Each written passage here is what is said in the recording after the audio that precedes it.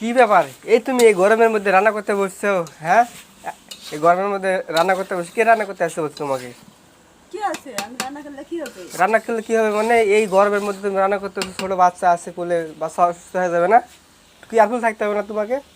আমি তো রান্না করি না খো। আমি এখানে আসার পর থেকে আমার কোনোদিন রান্না করতে হয়নি কি কোনো কাজ করতে হয়নি খো। কামা তো করতে দেয়নি ওই জন্য, বাচ্চা অসুস্থ হয়ে যাবে। এমনিতেই যে গরম পড়ছে, এর মধ্যে তুমি আবার রান্না করতে চলে আসছো, বসে থাকতে ভালো লাগে না, তাই না? এই 8-10 দিন হয়ে গেছে আসা, আমি এখনো কোনো রান্না করিনি। আর আজকে খাসির মাংস রান্না করতে আমার ইচ্ছা হলো, এই জন্য রান্না করতে বসেছি। খাসির মাংস রান্না করতেছো?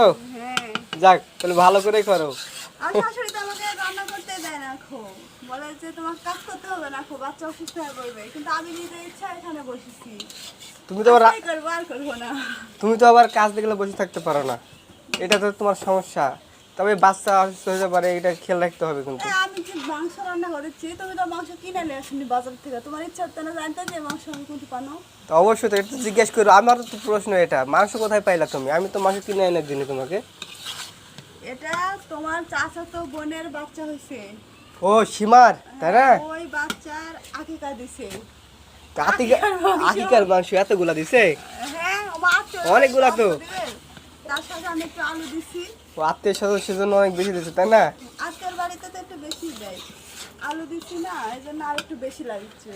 কালারটা অনেক সুন্দর আছে রে। তাই হ্যাঁ। অনেকদিন ধরে রান্না করিনি তো, কেমন হবে খাইতে তা তো বুঝতে পারছি না। দেখো তো কেমন না লাগছে। ভালোই লাগতেছে দেখে। ভালোই। হ্যাঁ।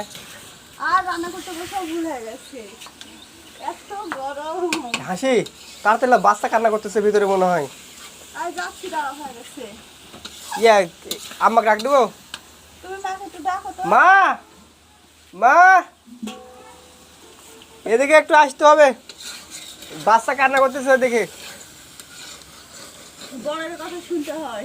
এই তো দেখছো, তুমি বলতে না বলতে বাচ্চা কান্না করা শুরু করে দিচ্ছে। আচ্ছা ওঠো তুমি। এটি বসেন তো, আমি একটু যাই।